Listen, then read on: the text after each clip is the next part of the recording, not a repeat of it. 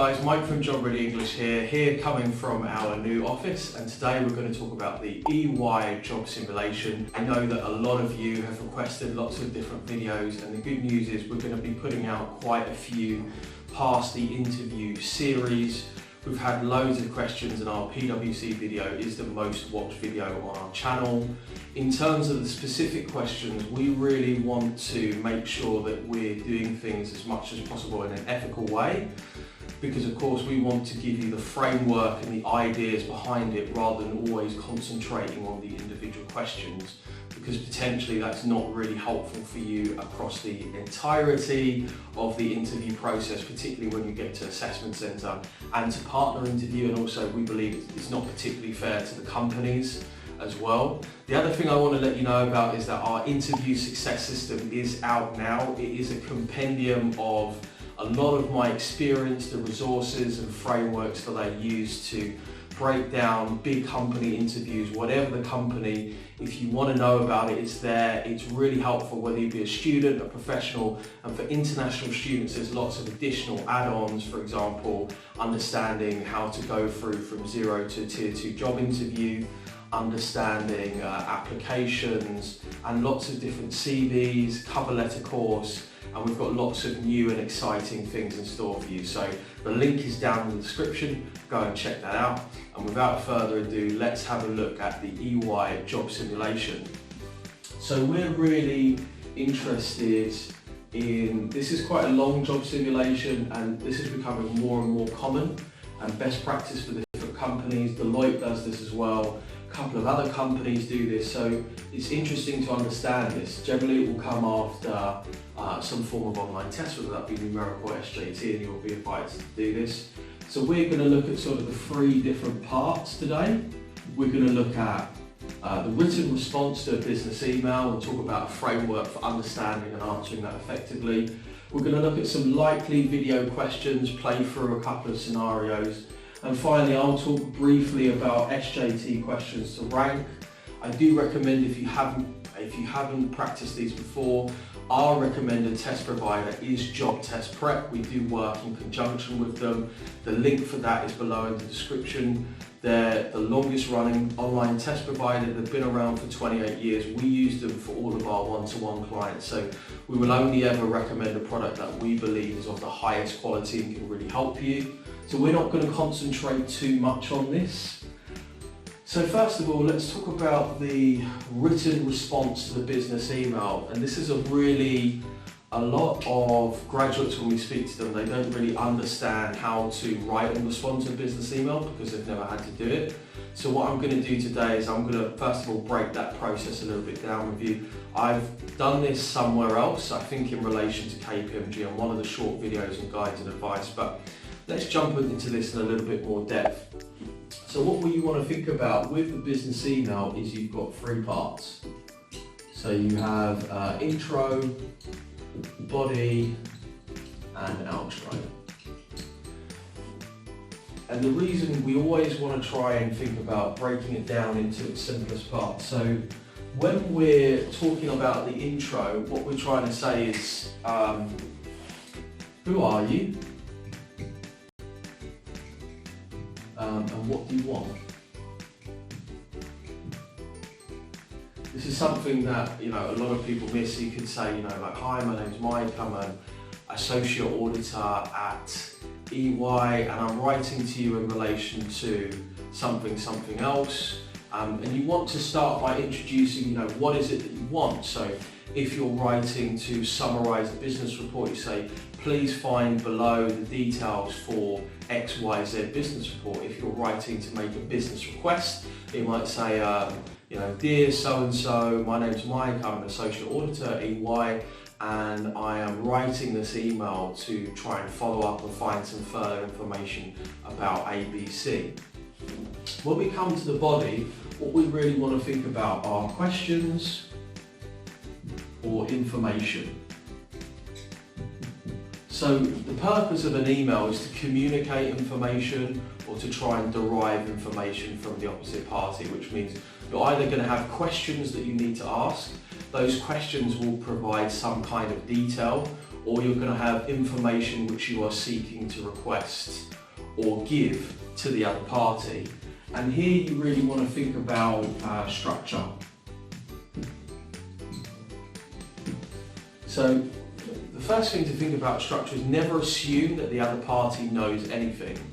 I like to explain this to clients by saying, imagine you're trying to say something to your grandma, or imagine you're trying to explain something to a 5-year-old. I find that this is a really useful way for looking at how we communicate information, because if we assume that somebody understands, then we're already really putting them at a disadvantage, and there is the distinct possibility they have no idea who we are, what we're talking about. So say for example you're trying to make a business request, you're trying to request some form of information. The first thing you would really think about is you'd say kind of like, what is the request? And keep it simple, yeah? And then you would provide details needed, time frame, and parties involved. Say you're writing to an email from Fred in finance and you need to check up on the bank statements which came from a particular department for March of 2019. So the way that you're going to write this is, you're going to say, Dear Fred, my name is Mike, I'm an audit associate. I'm just writing in regards to some outstanding information that we need to put together to complete our audit report, for example. Specifically, what I'm looking for is for the March bank statements for the logistics department in relation to XYZ products. If possible, it would be super helpful, you might not say super, it would be really helpful if you could send this back to us by the end of the week, because we need this to complete our interim report, for example. And you might say, I also know that this has some relation to Steve over in marketing, so you might need to liaise with him. And if you need any information, this is where you can contact me, which really brings us to our outro. So outro, you really want to think about contact, info, and basically further details. So what I mean by this is, where can they find you if they need to contact you? For example, have you got a phone number, or are there particular days when you're not in, or just something? And is there any other information, or really what I meant by this was, excuse me, questions. If you have any questions, please do let me know. If you need any further information, and also if you want any more details about what we've just spoken about, then please feel free to get in touch with me and I'll pick up my emails. So that's just kind of an example of a business email and how to write a business email. There are tons of really helpful free resources online. I'll try to put a couple in the description below so that you've got somewhere where you can have a little bit of a visual cue for what I'm talking about, because I know it can be a little bit difficult to visualize even though I'm writing it up on the board. So that really deals with the first element, which is a written response to a business email, which is either going to be to ask information or to give information.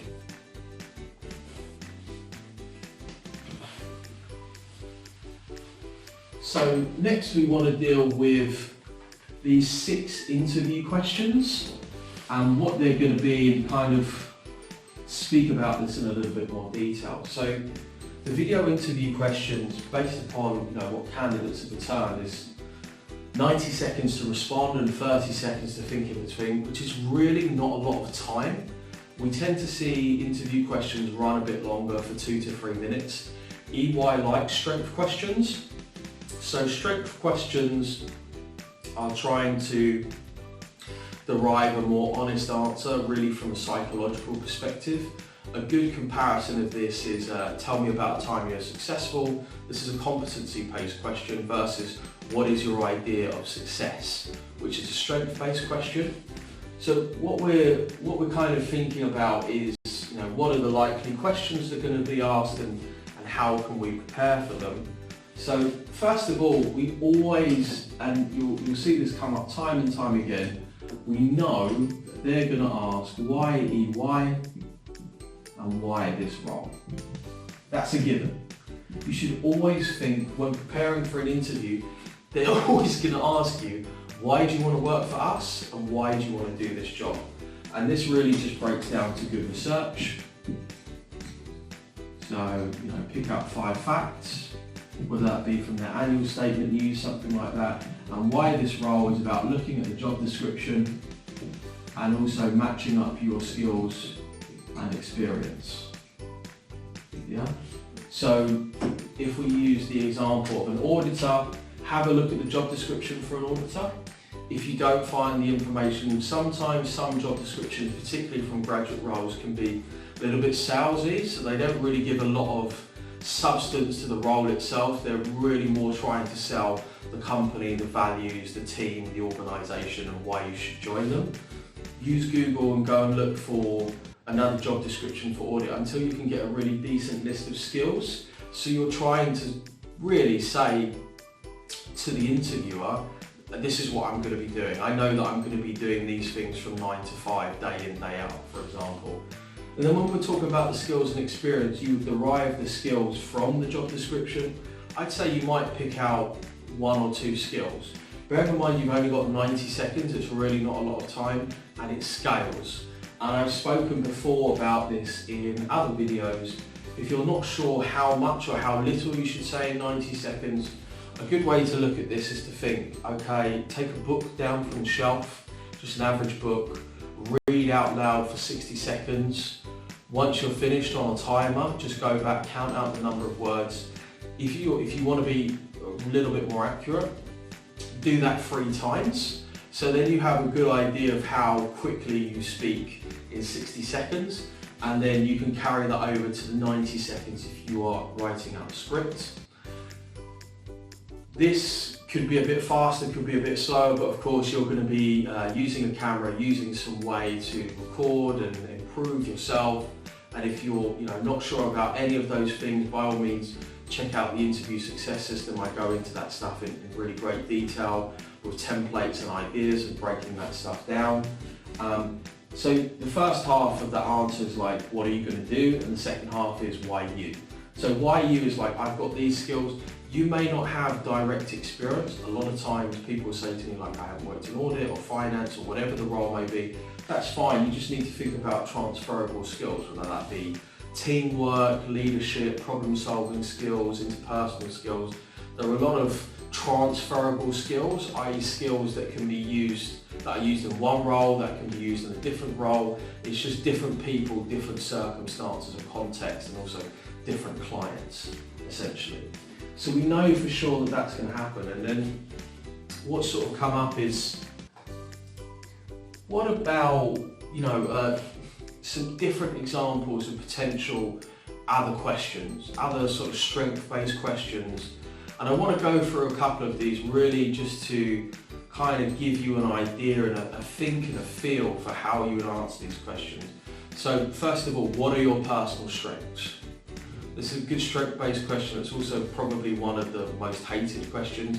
What's your biggest strength? What's your biggest weakness? So where do we find the strengths? Well, that's actually pretty easy.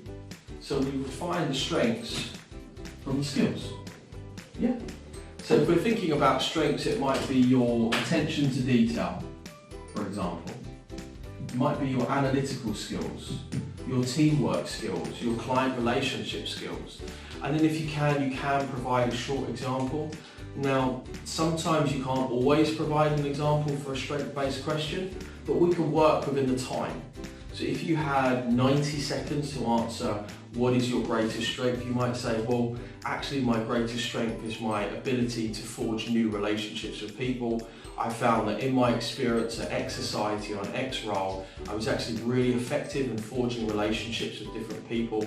I find it easy to get on with people, to learn them, and to have a sense of empathy, for example. Now, you're not going to have the opportunity to map out a complete star. Of course, stars generally for competency-based questions, but you want to play around with this a little bit.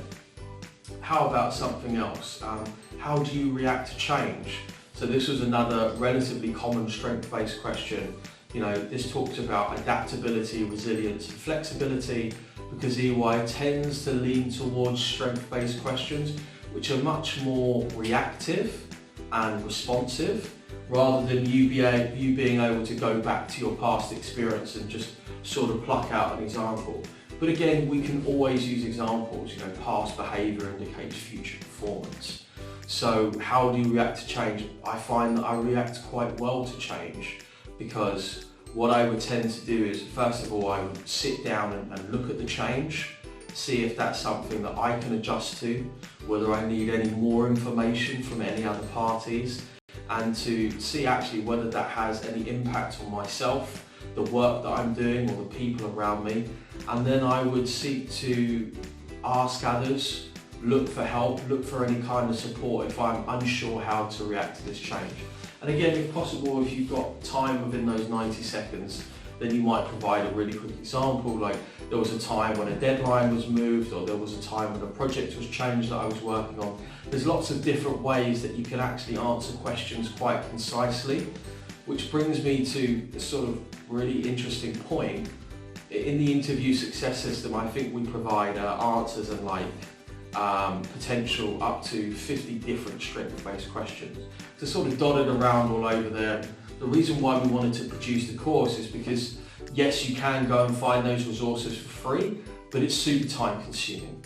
So you're having to look at this blog and this site and over here, and actually that's a repetition of the question. So it's really just, you're kind of thinking, actually, I'd be more willing to pay if I could just have everything in one place.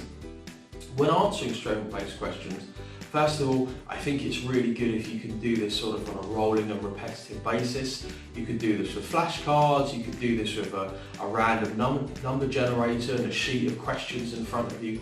I find that that's really effective because it gets you used to this kind of really honest and responsive way of answering to questions, because they're much more difficult to prepare for. And again, the secret is always practice. It's great to watch videos like these. It's great to seek out mentors and teachers and people who've had that experience. But more than anything, you want to get the practice in. And the practice is speaking, it's not preparing scripts. So how about a couple other examples of questions? Well, let's think about two other examples that have come up in previous interviews. How would you go about correcting a senior colleague who has made a mistake? I love this question because it's I think internally anybody sort of thinks like, how am I going to correct somebody who's made a mistake, particularly if they're older than me, they're more experienced than me, I respect them. This is kind of a situational judgment question, but it's quite interesting, so I wanted to have a look at this rather than your standard teamwork questions. So first of all, how do we correct a senior colleague who's making a mistake? Well, number one, be sure in your facts, right? So if, say, for example, I've spotted a mistake that, say, a manager has made, or somebody who's just a little bit more senior than me, I would probably identify the mistake, clearly lay out my working, and then go and speak to somebody else and say, hey, I think Anne's made a mistake, but could you check this for me?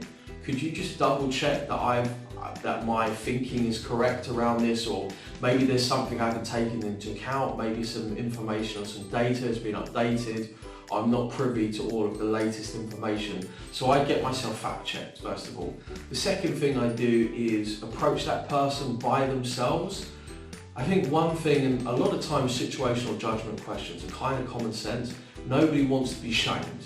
Nobody wants to be called out in front of their peers or in front of an office and say, oh, have you checked this? This is terrible. I can't believe you've made a mistake. Particularly if it's somebody senior than you. I mean, it's completely unforgivable to, in a way, do it as a manager because it's a power play. But to do it to somebody who's more senior than you is possibly going to make your life really difficult. So, say for example, I had to go and speak to Anne. I'd say, would I be able to just speak to you in a conference room by yourself? I've just got a question or something that's come up and I want to run through this with you.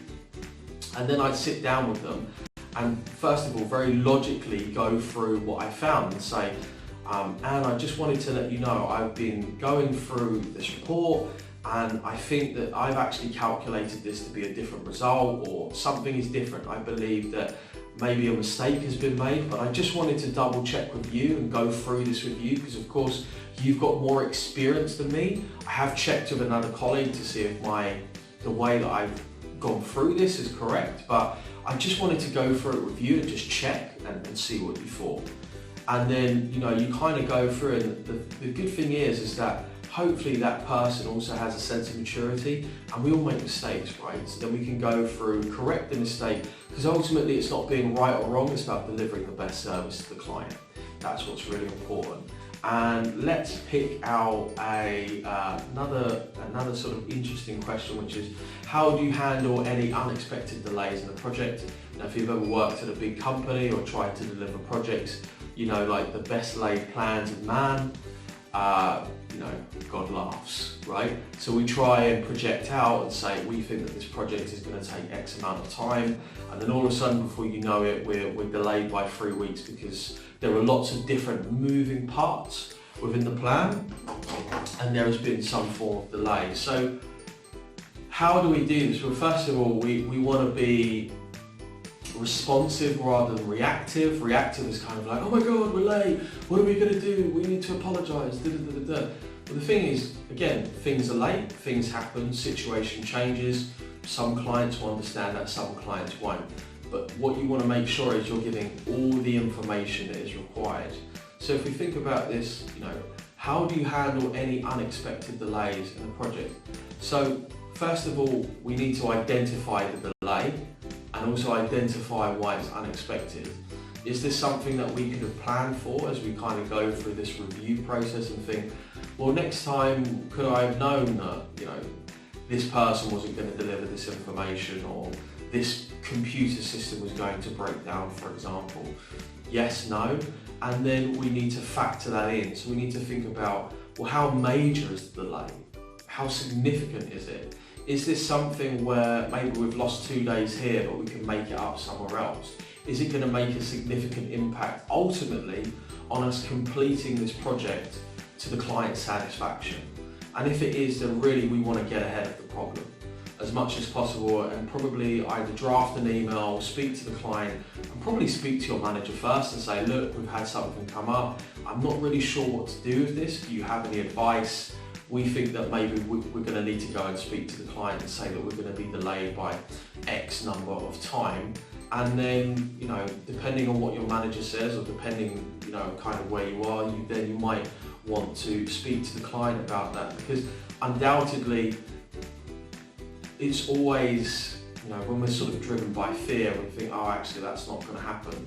The client's always going to be slightly happier. They may still be upset, but they're going to be even more upset when they get to the deadline. They're like, so you're done, right? Because you said you'd be done. You're like, no, actually, we've had a couple of unexpected delays and we're going to be 3 weeks late.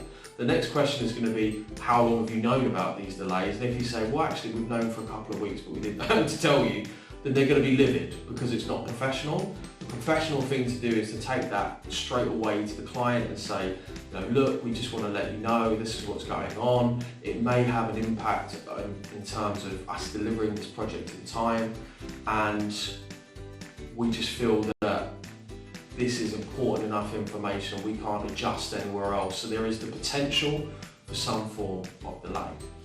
So that's thinking about the 6 different video questions, and essentially we're going to have these 2 motivational questions which we can research, and then have 4 strength-based or competency-based questions. And just finally, to round off, I wanted to talk about these 6 SJT questions to rank. I'm not specifically going to talk about any examples, but something for you to think about. So ranking questions, with SJT questions you tend to have what's best worst scenario. I find most people struggle the most with ranking, which is where you essentially you have 5 choices and then you rank. So what happens is best worst is quite easy, and then it's these 3 in between that people are kind of, they're like, is this good? Is this better than this? Or is this worse than this? Or, it's kind of good, but it's not bad. And, I think this is really in the middle 3. This is where people struggle. Absolutely the best way around this is just to get a lot of practice in. If you're sort of thinking about a result or a goal that you want to aim for, if you're using, I do recommend using a testing package like Job Test Prep, because I just feel like it's so much easier if you just pay a little bit of money but you save yourself a whole load of time. Instead of running around and trying to find this place and this place and a free test here, potentially you might be at a university which gives you access to something like Graduates First or Assessment Day, but we always buy these packages for our clients because we just feel like it's the best value. And you really want to be looking at these types of tests, getting 80% and doing that 3 times in a row. So what happens is when students practice questions, they'll kind of like get 70% or 60%, they'll go, oh, I'm bored, I don't want to do this. I mean, it's kind of okay, but you want to be seeing if you can get that consistency and fluidity in your results. Otherwise, when you're doing the real thing, obviously you're going to be under pressure and you're going to have a sense of expectation and anxiety. Some people, it really heightens their ability to perform. Other people, it diminishes it. It really depends on who you are as a person. But you really want to be thinking about getting 80% and 3 times in a row. Yeah? So there's really no excuse. This is just you ranking some questions. There's really no excuse for not being able to do these questions because it's just practice, right? So guys, I hope you enjoyed this video. It's a blast putting it together. If you want to know any more about Job Ready English and what we do and coaching that we provide and our systems, then have a look down in the descriptions below, or you can send me an email, mike@jobreadyenglish.com, and I will see you again soon. And like, comment, share this video, subscribe to our channel, and drop a comment down below telling us what video you'd like us to do next. Bye.